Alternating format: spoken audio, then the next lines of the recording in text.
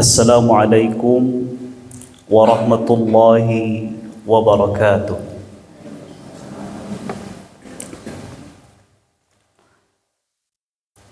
Alhamdulillah, alhamdulillahilladzi hadana lihadza wama kunna linahtadiya laula an hadanallah. Alhamdulillahilladzi arsala rasulahu bilhuda wa dinil haqq liyudhhirahu 'ala ad-din kullihi walau karihal kafirun. Ashhadu an la ilaha illallah wahdahu la sharika lah wa ashhadu anna Muhammadan 'abduhu wa rasuluh. Allahumma salli wa sallim ala nabiyyina wa syafi'ina wa maulana Muhammad wa ala alihi wa ashabihi wa man tabi'ahum bi ihsanin ila yaumiddin, amma ba'd. Ma'syiral muslimin wal muslimat rahimakumullah. Kita lanjutkan kajian Kitab Riyadhus Shalihin, bab yang ke-98, bab istihbabu al-dhahabi ila al-'id wa 'iyadati al-marid wal-hajji wal-ghazwi wal-janazati wa nahwiha min tariqin wa ruju'i min tariqin akharin litakthiri mawadi'il ibadah. Dianjurkannya pergi ke tempat salat Id, mengunjungi orang sakit, melaksanakan ibadah haji, berperang, dan mengiringi jenazah dan hal-hal yang lainnya dari satu jalan dan kembali melalui jalan yang lain untuk memperbanyak tempat-tempat beribadah. Imam An-Nawawi mendasarkan pembahasan beliau kepada dua hadis. Yang pertama, bismillahirrahmanirrahim, an Jabir radhiyallahu anhu qala kana an-nabiy sallallahu alaihi wasallam idza kana yawm 'id khalafa at-tariq, rawahu al-Bukhari. Qawluhu khalafa at-tariq yani dhahaba fi tariqin wa raja'a fi tariqin akhar.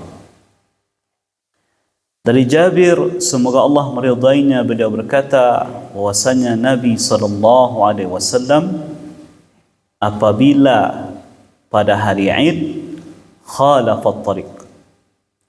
Nah, yang dimaksud dengan khalafat tariq yaitu pergi melalui satu jalan dan pulang menempuh jalan yang lain. وعن ابن عمر رضي الله عنهما أن رسول الله صلى الله عليه وسلم كان يخرج من طريق الشجرة ويدخل من طريق المعرس، وإذا دخل مكة دخل من الثنية العليا ويخرج من ثنية السفلى، متفق عليه. Dari Abdullah bin Umar, semoga Allah meridai keduanya, bahwasanya Rasulullah sallallahu alaihi wasallam itu beliau ketika keluar dari kota Madinah melewati jalan Asy-Syajar dan apabila masuk melalui jalan Al-Mu'arras, dan apabila masuk ke kota Mekah beliau masuk dari arah yang lebih tinggi dan keluar dari arah yang lebih rendah. Hadis sahih disepakati kesahihannya oleh Al-Imam Al-Bukhari dan Imam Muslim. Bapak-bapak dan ibu-ibu rahimakumullah, Islam itu Kalau boleh kita ibaratkannya ibarat kayu, ibarat pohon. Ada akarnya, ada batangnya, cabang-cabangnya, termasuk daunnya, ada nanti buahnya. Nah, akar itulah dalam Islam disebut dengan tauhid. Kemudian kayu, ranting-ranting, daun-daun itulah namanya ibadah. Sedangkan buah itulah namanya akhlak. Yang paling mendasar dari sadonya itu Bapak Ibu adalah tauhid, akidah atau iman.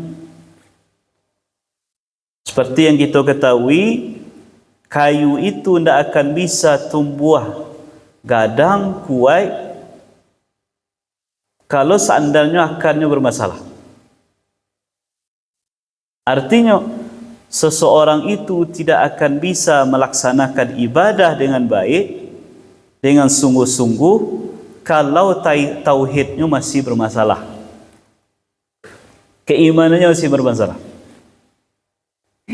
Dan lanjut kata, akhlak yang baik itu bersumberkan dari tauhid yang benar dan akhlak dan ibadah yang benar. Nah, pada bab pembahasan kita di subuh hari kini Bapak Ibu, membuktikan betapa Islam sangat memperhatikan masalah adab. Dalam masalah berjalan saja diatur. Nah, dalam hal dalam menempuh satu jalan, terutama dalam hal-hal yang berkaitan dengan ibadah, maka dianjurkan kita pai menempuh satu jalan dan pulangnya menempuh jalan yang lain selagi bisa. Pai jalannya, pulang nanti jalan yang lain selagi bisa dan tidak menyusahkan. Ma dalilnya? Yang pertama dalilnya hadis yang pertama yang kita baca tadi dari sahabat Jabir bin Abdullah radhiyallahu an, Nabi SAW itu ketika hari Id, ketika beliau berangkat dan pulang melaksanakan salat Id, khalafat tariq, beliau menempuh jalan yang berbeda. Jalan pai berbeda dengan jalan pulang.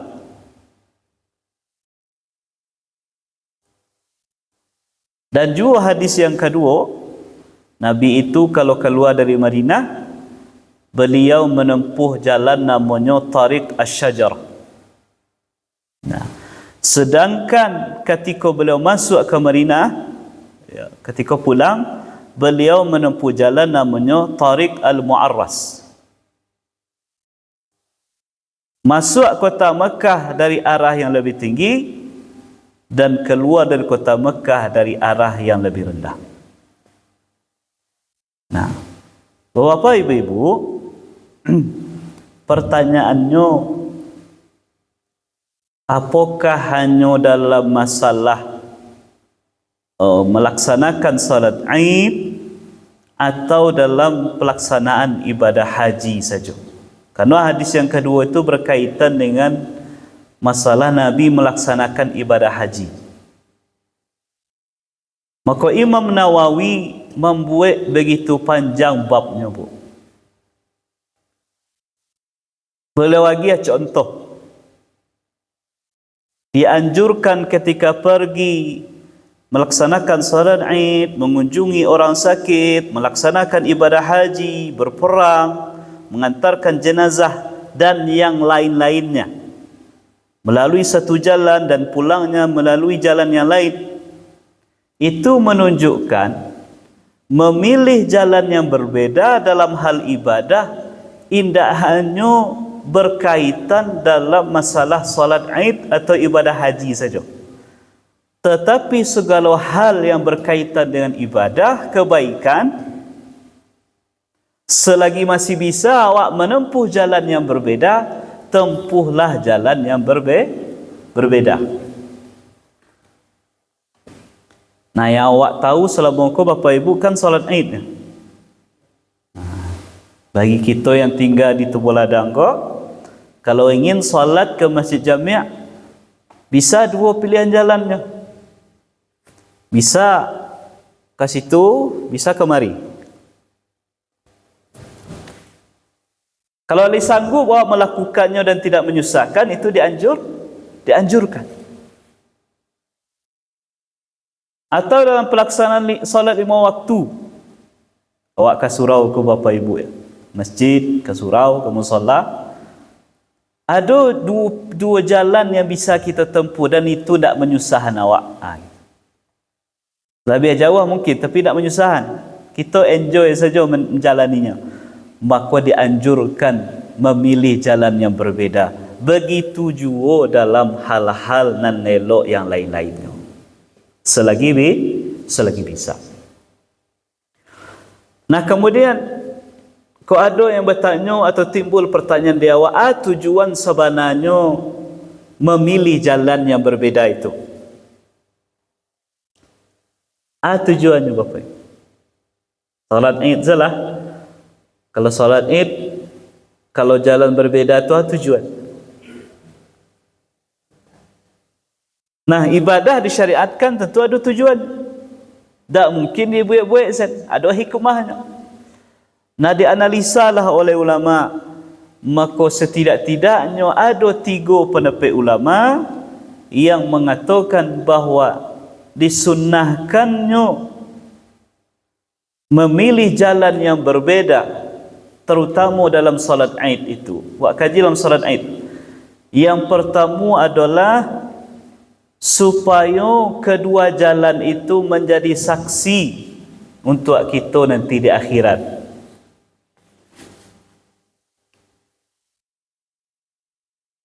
Ma dalilnya?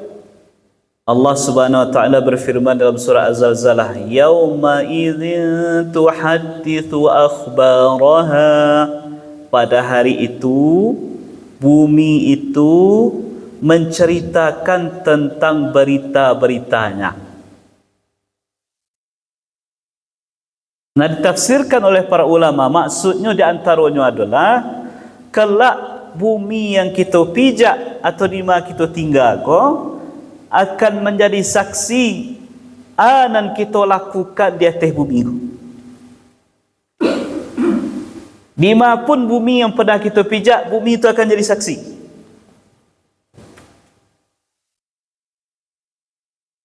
Kalau CCTV di dunia Bapak Ibu hanya bisa menyaksikan wilayah-wilayah tertentu. Dipasang di surau, hanya bisa menyorot bagian-bagian tertentu di surau. Dipasang di rumah, hanya bisa merekam kegiatan yang bisa disorot oleh kamera itu. Sedangkan bumi, dengan izin Allah, kemahabesaran Allah, kelak nanti menjadi saksi. Awak sadang di surau tangah manga, sadang di rumah manga, sadang di jalan itu manga, sadang di jalan itu manga. Bayangkan Bapak Ibu, kalau persaksian bumi itu hal yang buruk-buruk, baraka malunya nanti kita di hadapan Allah, di hadapan makhluk yang lain. Tetapi kalau yang dikabarkan oleh bumi, tapi kita tinggal tu hal nan elok-elok, itulah yang akan membarekkan timbangan amal awak nanti, yang akan membahagiakan orang yang bersangkutan.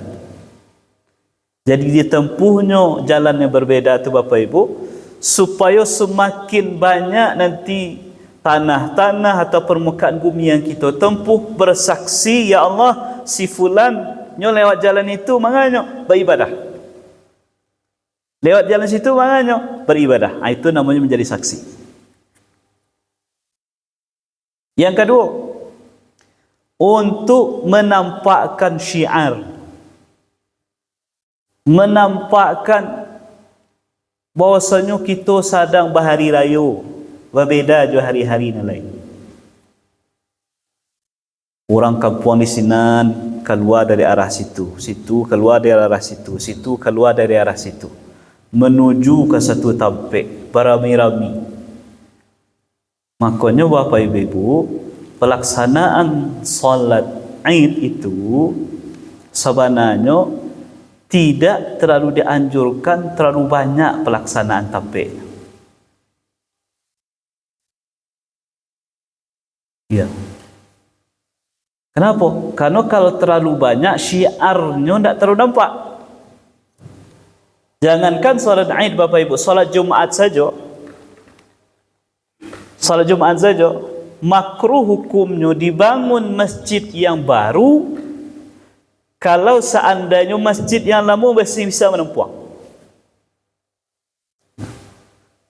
Atau tidak dianjurkan membangun tampik Jumat atau masjid yang baru kalau seandainya masjid nan lama masih banyak dan kosong tampiknya.